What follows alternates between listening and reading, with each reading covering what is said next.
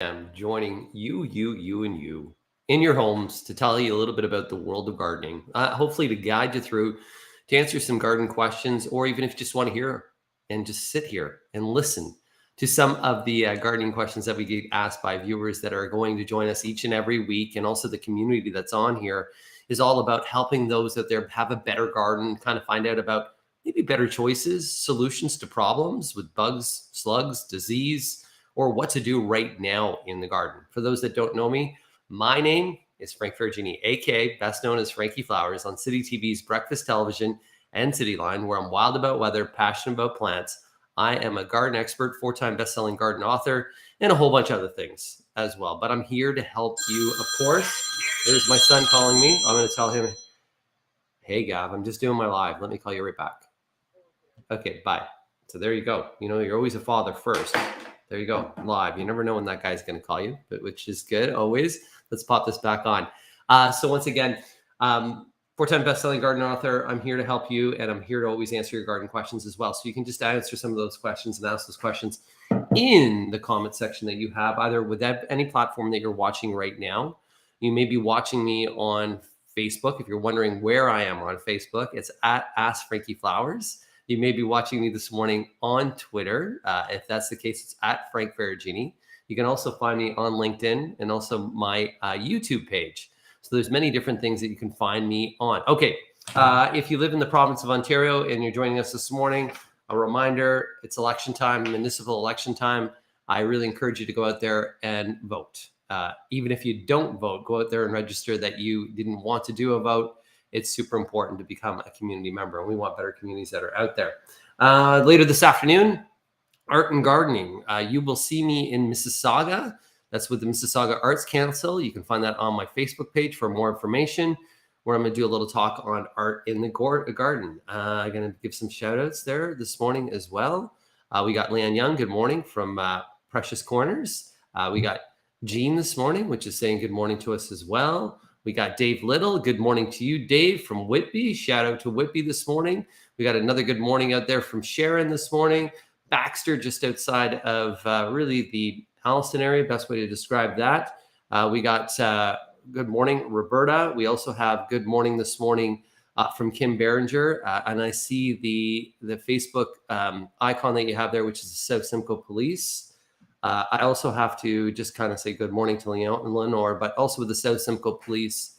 If you're not from our area, maybe you're joining us from other portions of the country. I am in South Simcoe. So the 2 police officers that were shot earlier this week, which my heart goes out to them. The acting police chief right now, which is John Van Dyke, I went to high school with. Many of the officers of South Simcoe Police I've coached hockey with. I've gone for beers with. I've grown up with. Andy Van Dyke is somebody who's retired from South Simcoe Police. He actually drives truck for my family business. This is close to home, and it's really sad. And we need to find out what's happening to young people right now, that they feel that they can take the life of another. Just, you know, if you see a police officer today, you see a first responder, a firefighter, a person that drives an ambulance, even a person that even gives you a parking ticket. They're all people that are trying to make the community a better place, and just say thank you. That's what I would say. Okay, let's get back into the world of gardening. Can I plant mums and how? My mum plant that you have received should be a fall chrysanthemum, a fall garden mum. You can plant them, and really how you're going to plant them is just dig a big hole, like a little bit larger, good soil.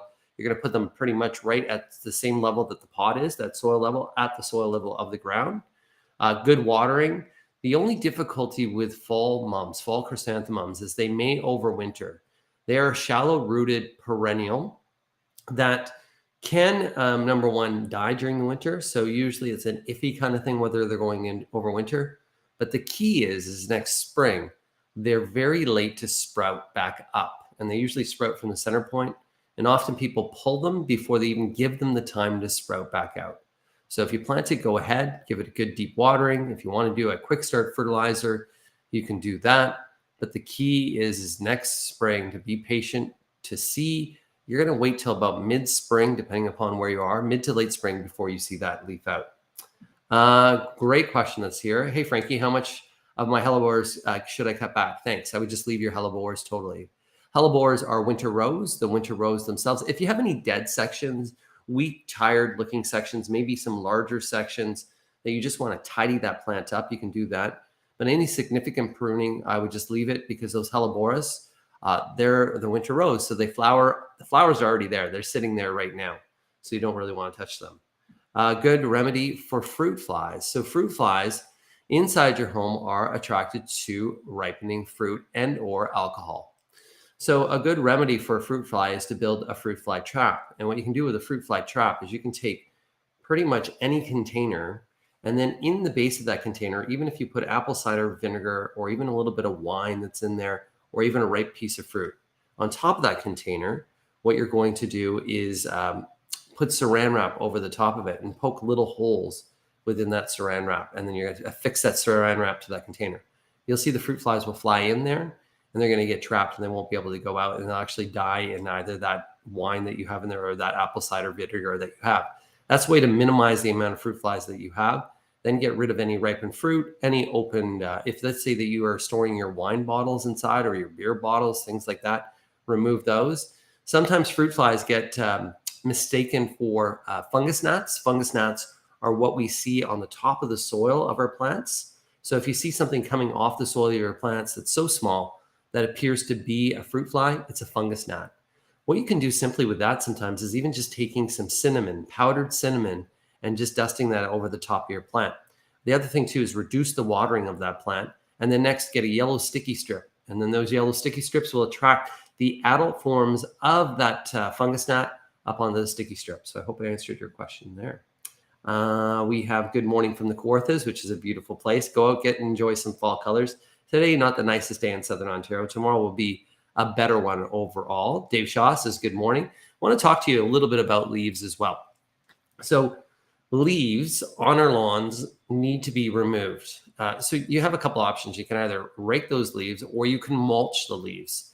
So basically you're using a mulching lawnmower and you're cutting over the leaves that are on your lawn, mulching them down, which actually is a good thing.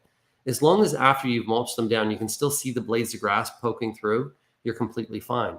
If you mulch them down and you see no blades of grass, all you see is mulched leaves, that's going to suffocate the lawn underneath. The clean leaves as well, we can rake them and put them into our gardens as a soil amendment, as long as they're clean, they're not diseased. If they're diseased, we don't want to put them in our lawns. Next thing, of course, is that we can then rake them all up and put them to curbside pickup. Just find out from your municipality when those pickups are and what kind of bag they want them in. Some areas don't even want them on a bag. They just want you to rake them to the curb because they'll come and vacuum them up. Of course, we still have lots of leaves that are out there, so you may not be raking leaves at this moment, but with today's rain, some of the winds and whatnot, leaves will be falling quite quickly. Kimberly, good morning to you from Winnipeg. Great city. I haven't spent a ton of time in Winnipeg. I've actually been in Winnipeg for a brief period of time, and then I drove over to Brandon, Manitoba, which is a great thing. I spoke out there. So just tell your home show there in Winnipeg that you want me to come out and speak. Maybe you'll see me in Winnipeg. Let's see what we got here this morning as well. We have good morning from Cordova Mines. I actually don't know where Cordova Mines are, but I'm going to have to look that up. Ingrid says good morning to us from Aurelia as well. Thank you. This is what Sharon's saying this morning. Thank you from a police family. Sharon, my heart goes out. Like as much as I work in the world of news, so each and every day I'm in a newsroom, and I also do weather and I do a lot of events. And many of the events that I do, I'm always working alongside and beside and supporting police. So when two police officers from your small little community get taken when they're just, and they don't even have an ability to draw their guns, from what we're learning, that to me is really, really, really sad. And we got to figure out, what happened? Like what happened? What made this young individual decide to do that? So we need to fix that, and we need to support our police. So just say thank you to them out there today. This is what I love about our community, by the way. You can see that Sherry is replying to Carmel, was at the cottage at Cordova Mines a few weeks ago. Very nice. So you can see that here we have a community. So if you see some comments there, that those comments are something that you want to remark upon, it can be garden related. You can support others. You can just say, hello. Hey, I live in Midland too. Joanne Baker out there. Good morning from Midland. We got May this morning saying good morning this morning from Rosso as well. Here's a garden question that we have this morning from Katie. Good morning. When is the best time to prune a sand cherry? Sand cherries can be pruned multiple times per season. In the winter time, what we're trying to do is we're trying to prune most flowering shrubs, if not all flowering shrubs. We try not to prune those that bloom early spring. So forsythia, rhododendrons, azaleas, we don't really want lilacs. We don't really want to touch those because their blooms are there. Sand cherries, what we want to do is prune them this time of the year to make sure that they're a fairly tight plant. What I mean by that is that they're not too big, not too lanky, that freezing rain or heavy wet snow would then bend them down. In the spring, we then wait till they bloom. And then after they bloom, we give them another pruning. And then even in midsummer to late summer, again, we can give them another pruning, but prune no more but a third at a time. By doing that, you're going to find that that sand cherry will have more growth from the bottom all the way to the top. Often when people let them grow, you notice how the bottom actually starts to look really weak. It's because the bottom's not getting light. So when you're pruning the top, removing any inward growing branches. And we're trying to create an open form flowering shrub so that there's good light that's there that makes a healthier plant overall. Matthew Amos, my good buddy, good morning to you this morning too. We have another good morning shout out to this morning from Anna from Severn, Ontario. Here we go with another question as well. How do I winterize a miniature hydrangea tree? Do I prune it from southern Alberta? So southern Alberta, your zone will be, depends on the variety of miniature hydrangea tree that you got. All I would do with that is to remove some of the blooms that are on that hydrangea tree. So you're going to see the flower heads that are there because those flower heads work as flower catchers. I would just remove those. If you want to give it a little extra insulation, what I would do is put some wooden posts around it, and then I would wrap chicken wire around those, and you can stuff that chicken wire full of leaves all the way up to the top.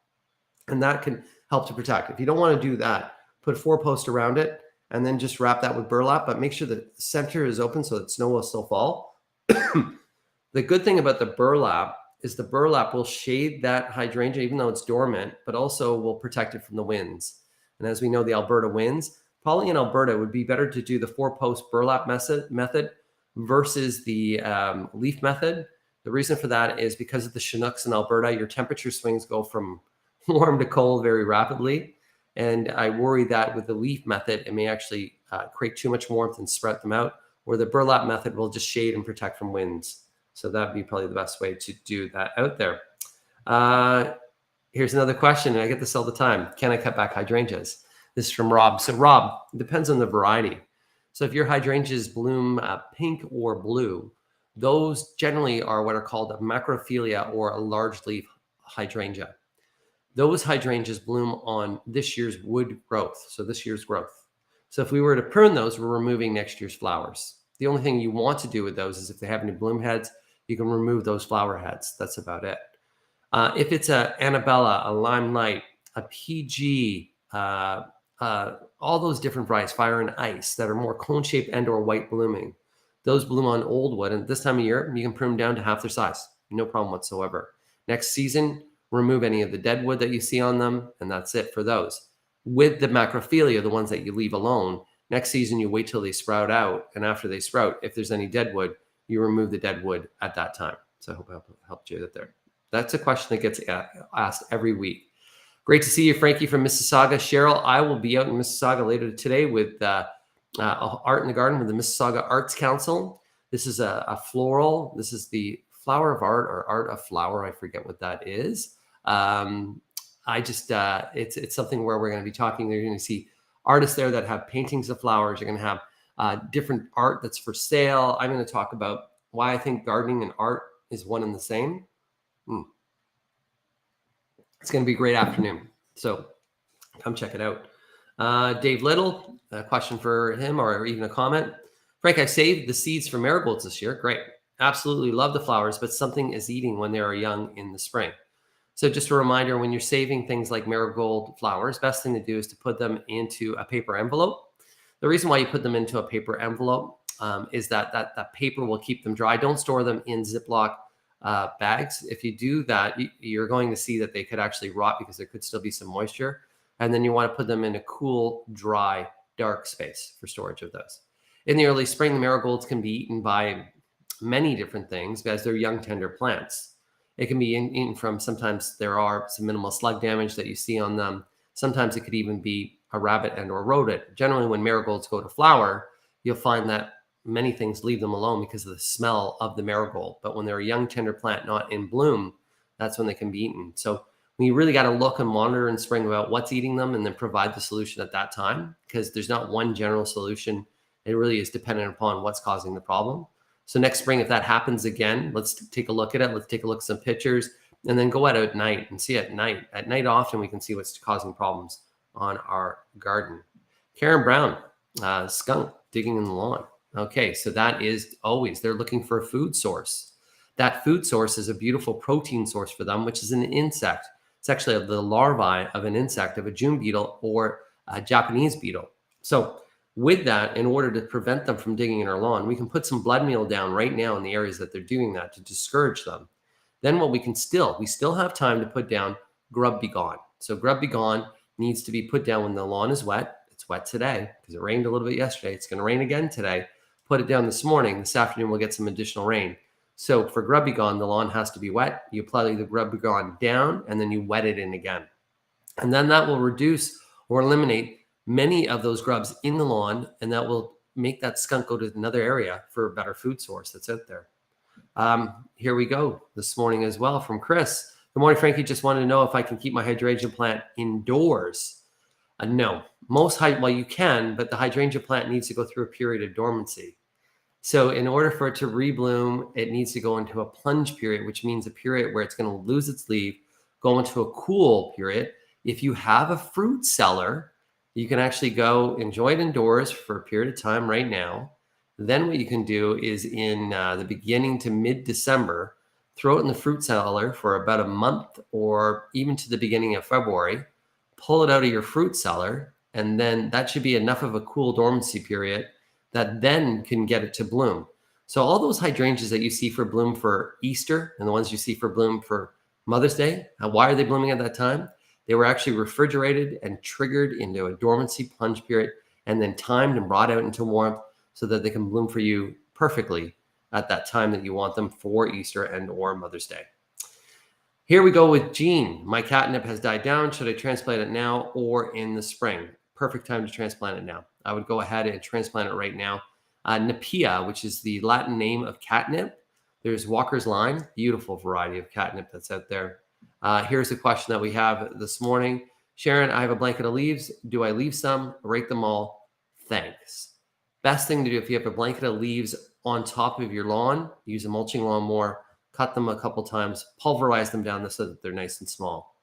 In the garden, you can put some of them into the garden, but you don't want to put a huge amount on the top because they will blow over time. Sometimes what's a good idea is to rake some into the garden, get some triple mix and just top dress on top of that with some triple mix in the leaves. That'll perfectly amend your perennial garden out there. So with a blanket of leaves, you do not leave them on the lawn because that will actually suffocate the lawn that's out there. So we don't want to do that. We have a good morning this morning from Nasima is it a good time to plant tulips? Tulips now, I would feel confident now that we're in mid-October to go ahead and start planting some of your spring flowering bulbs like tulips. Even at the end of the month is still a good time to be planting them. But if you're like, my kids have hockey tournaments the next 2 weekends and this is my only weekend, go ahead and plant. Reminder, the height of that tulip bulb, look at that. I'm going to have to zoom that back in. There we go. The height of that tulip bulb, look at that. Isn't that fancy camera? The height of that tulip bulb, we want to plant it 3 times in depth. So if the height of that tulip bulb is approximately 2 inches in height, we want to plant it 6 inches in depth that's out there. Good morning. That was that question again. Oh, here's the one that I want to do. From Ashley. Good morning, Ashley and Aurelia. Should newly planted flowering shrubs be covered for winter with 4-post burlap technique? Or are they okay to be covered in snow? Boomerang lilac, completely fine. You don't need to do a 4-post. Temple of Bloom, don't need to do a 4-post. And forsythia, just leave them, let them be covered by snow. Any of those elongated branches that are maybe too long, that may be bent down by heavy wet snow, just prune those guys back. Clean up around any dead wood, do that, and you are great and you're in good shape. This is a question for Rosie this morning. Last spring, I planted 24 emerald cedars. Okay, this year 2 died, and I see there's another one that has brown leaves. What can I do to protect the other ones? Key is in fall with those emerald cedars is to make sure that they're well watered going into winter. We don't want them to go into winter with moisture loss. Next thing that we can do is we can do posts down on each side of those emerald cedars and put a burlap screen. That burlap screen, which is basically stapling burlap to the posts that are going to line around the emerald cedars, and you can do it as a full hedgerow if they're in a hedge, that burlap will shade and wind protect the emerald cedars from winter moisture loss. So during the winter, we get moisture loss, which is moisture being drawn from the emerald cedar, all due to sunlight and wind. So if we shade it by wind, by using the burlap, and that's going to shade it from the sun and then protect it from the wind, that's the best thing you can do, and water them. And then next spring, once you see things actively growing in your garden, you start to see leaves popping on different plants, that's when you fertilize. Sharon Lloyd says, good morning, everyone. When would you cut back sedum? The color now is beautiful. Addition to the gardens. Thanks. So the sedum, wait till we get a bunch of hard frost. And what you'll find with the sedum is they almost appear to look like they rot back. And then at that time, you clean them up. Yes, indeed. Now's the time you want to enjoy that beautiful color. They're beautiful. The autumn joy, the brilliant sedum. Those are the beautiful varieties that give you the blooms late summer season, and they bloom into the fall period. Enjoy them. After a few frosts, we get a couple of -5 nights. You're going to see that those guys really almost just kind of fall apart. And because of that, that's when you can clean them up.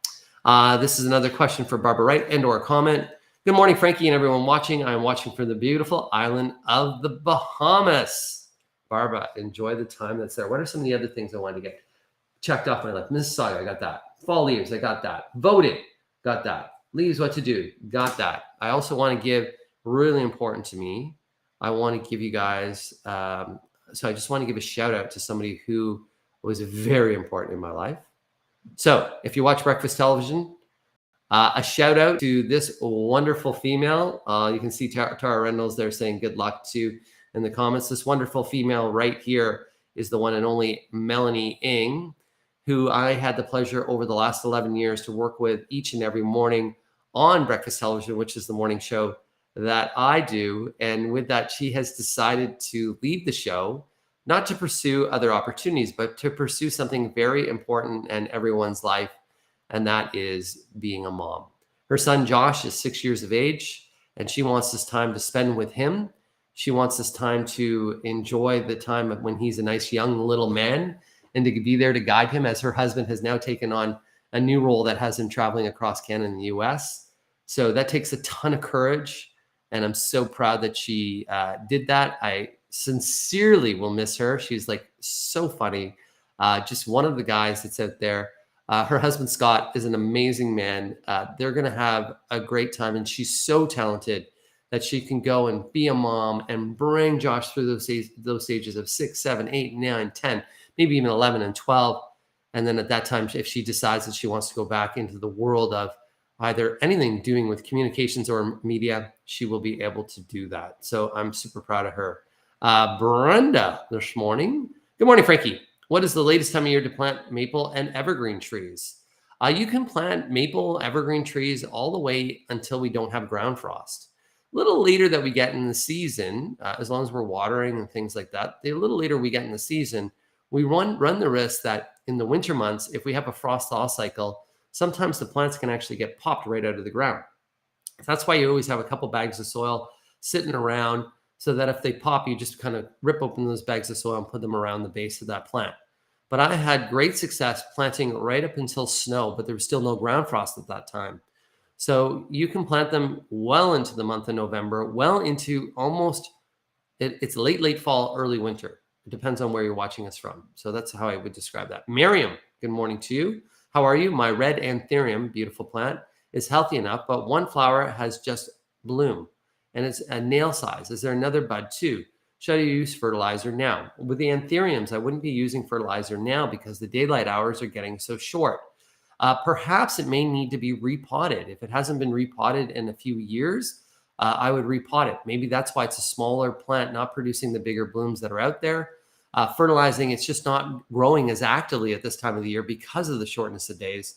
So I would not do that at this time. We got a good friend, Kira, this morning. It'll probably be Kira Foy Jackson. Good morning from Venice, Italy. I love it that you guys are joining us from all over the world and around. Can you share how we can help bees over winter? I have a bunch of branches and perennials in my garden. So many bees. These are not honeybees. These are more of our pollinating bees that we have out there. By allowing, there's a couple things. You can build a bug motel. You can actually have a strategic place in your garden where you have some debris where those different types of overwintering pollinating bees that are more of our native bee species can go and sit and overwinter. In your garden itself, you can leave a section of that garden where you actually have some decaying and almost where you have some perennials and shrubs that are really not overly cleaned up. And even by putting some leaves in the garden and raking some leaves in the garden, you allow an area where you can get those native bees to overwinter. If you live near a forested area or you live near a park and things like that, there's lots of habitat for those bees to overwinter, but you can still do that. So look at bug abodes, look at bug hotels, all those different things that you're going to find online are different structures and or even physical things that you can build, or even by leaving a little bit of debris in your garden is not always a bad thing. It's not a bad thing unless there's disease. If we have disease in the garden and we had disease plants for this year, the key that we want to do is we want to remedy that disease by trying to clean up as much leaves around, putting those to the curbside so that our gardens are fairly clean so we can get rid of some of those fungal spores so that next year they're not going to carry over. So if you had a disease-free garden, a nice healthy garden, leave some debris to those bees to overwinter. That's out there. So there you go. Happy birthday. This is happy Saturday, forgive me, from Penetang. This is from Anne. Good morning to you. We got another shout out this morning from Stratford. Watch on BT and now have a great rainy day. Sometimes we need some rainy days. Another shout out this morning as well to Bonnie Ellis. My son and son-in-laws are police officers. Bless those families. To all those that have family members and or friends that work within the emergency service, that work for the police service, no matter where you're watching, when we hear that 2 officers were shot and they're shot in the line of duty where they didn't even have the ability to defend themselves, this hits close to all of us, to everyone out there. So, just hug your Bonnie, hug them, give them big hugs today. We got a good morning this morning from Etobicoke from Anna. Ancaster, going to give a shout out to Ancaster this morning from Jane. We got somebody replying out there, which is great. I love to see you guys replying to Carmel Smith. Morning from Havelock. Shelly's out there as well. Should I cut my hostas back? And lilies? I would. So your hostas at this time of year, some of them look pretty sexy right now. You get a little punchy yellow, so we can enjoy that. Once we get a couple other heavy frosts, you'll see them almost sit and flatten down to the ground. As soon as those leaves start to flatten down to the ground, just go clean them up. It's an easy time to clean them up.